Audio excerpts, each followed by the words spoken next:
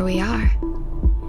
This is Sex Love Psychedelics, and I'm your host, Dr. Kat, bringing you psychosexual conversations that will leave you intellectually turned on and hungry for more.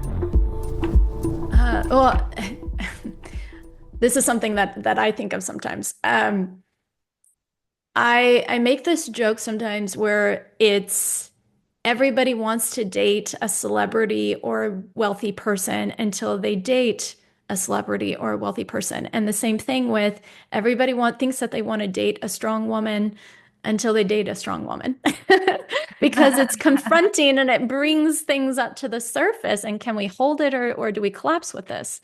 How do you what do you notice when this comes to whether it's coaching men or coaching women around these ideas that we have?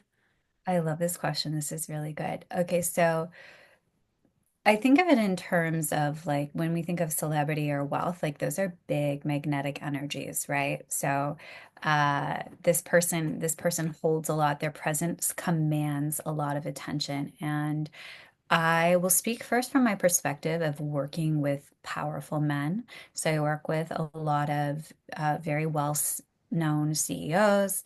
I've worked with celebrities, with athletes before, and I work with men on both the energetics of money, but I'm going to speak to when I work with men to call in their queen or their Mm, goddess. yeah. And they come to me because they want to date essentially a woman with a similar energy as me, where they want the woman who's going to call them to rise. They have dated a lot of beautiful women, interesting women, but there was a deep lack of depth with these women because these men were also coming at it from a superficial lens, right? They were in a stage of their life where they're like, I want the supermodel and the supercar because I want this external validation. And I want, when I walk into the room, everyone to notice me and think I have the hottest chick. So, it's equally them not meeting themselves in the depth. That's why it's happening. But it gets to a point when you have everything but you have nothing because the connections are so limited and they're based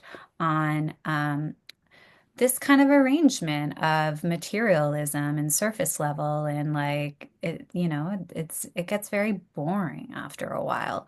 So what actually I discover is that there is a lot of wounding that these men have not processed. And it really goes down to the mother wound and actually them not feeling safe to be truly vulnerable with women, Mm. right? To be having an incredible relationship requires a lot of vulnerability.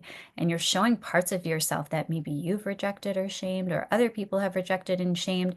And so, if you're a person in power who you're used to calling the shots, you're used to having people just fall in line and do what you want.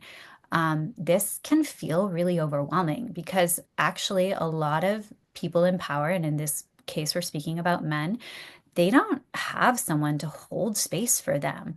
They are expected to have things together nonstop all the time. So for them to receive that, and as a leader, it feels very jarring and unfamiliar in their nervous system. So a lot of the work that I do with my clients is really deep emotional work. I have created something that's an emotional alchemy process that I take my clients through. And majority of the time, like what I'm doing is I'm helping them feel feelings that have never been processed, memories that have been blocked out, clear them away because that's blocking the type of woman they actually really want, and then recoding their energy field. And so when they're truly with that woman, they've never been happier because she can hold power. Power wants to meet power, right? So when you're being matched in power nonstop, you keep being able to rise and expand. When somebody's not able to match your power, you're kind of dragging it. The energy doesn't move in the same way. The relationship can't expand in the same way.